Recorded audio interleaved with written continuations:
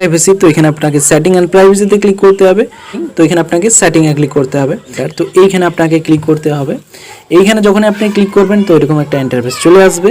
তো হালকা করে স্ক্রল ডাউন করবে, এইখানে দেখতে পাচ্ছি যেটা আছে পার্সোনাল ডিটেলস, তো এইখানে আপনাকে ক্লিক করতে হবে যে সবার নিচে।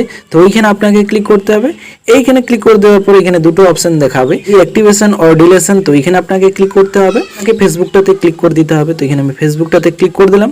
ডিলিট করবো, তো দ্বিতীয়টা সিলেক্ট করে নেবো, ও ডিলেট অ্যাকাউন্ট, দ্বিতীয়টা সিলেক্ট করার পর এখানে হালকা করে স্ক্রল ডাউন করবে, কন্টিনিউ যেটা লেখা আছে এখানে আপনাকে ক্লিক করতে হবে।